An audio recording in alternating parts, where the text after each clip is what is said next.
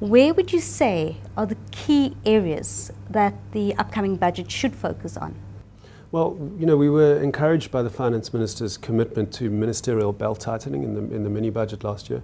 But we've taken it further in our alternative budget. We've said, right, ministers have to tighten their belts, but we need to see real cuts in the spending patterns of departments.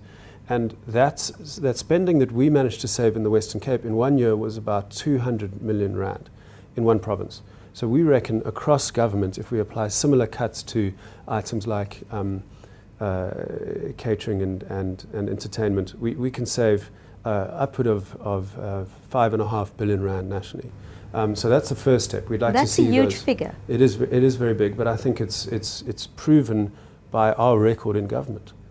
The interesting thing about that amount is if you apply it to a corporate tax cut, which we also propose to try and stimulate business and send a signal that South Africa is open to business, restoring investor confidence in the country, you can pretty much, applying the Western Cape cost-cutting measures to the rest of the country, you can afford a cut in corporate tax from 28 to 27%.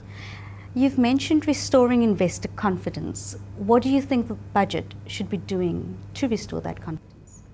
Well, firstly, a lot of the pressure is not actually on the Finance Minister, because I'm pretty sure, like previous years, the Finance Minister will present a budget that's very closely aligned with the National Development Plan from Trevor Manuel. The pressure, I'm afraid, is on the rest of government, and particularly the President, to see that program implemented. So while we've had a lot of talk about the National Development Plan, we haven't seen it implemented.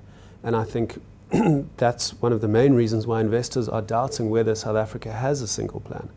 Because while the NDP is there and has the support of all of the parties in Parliament, it has the support of the Finance Minister, and the budget's broadly aligned with it, when it comes to implementing specific programs from the NDP, that document's constantly knocking heads with the IPAP document from Trade and Industry and from the New Growth Path document from Economic Development.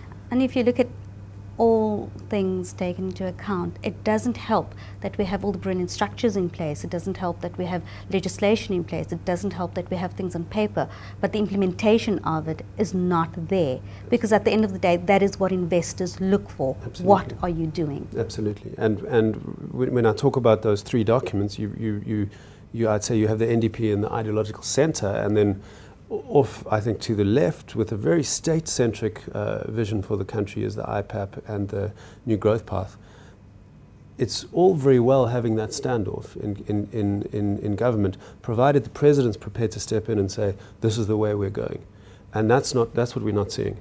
So unfortunately, we're likely to see the Finance Minister do the right thing and commit to the National Development Plan. But if that isn't followed through by action from the President to actually see it implemented, like you say, then I think investors are going to keep lacking confidence in South Africa as a place with a single plan. What do you think should be done to move to the action? Well, firstly, you need more than lip service from the President. You need to take some tough decisions. You know, the National Development Plan talks about holding teachers to account. Now, the reason we can't do that is because the teachers' union is one of the major players in COSATU, and COSATU still feels as if they delivered the President to the presidency and that he owes them a favour. And that's the main blockage for that particular reform, which I think most people would agree is an eminently sensible thing to do and will actually be a big step towards fixing a broken education system. But it requires, frankly, the President to back the Education Minister in implementing this reform in the face of opposition from the teachers' union. So it requires the leadership, it requires good leadership to actually take action on everything that's on paper. Absolutely.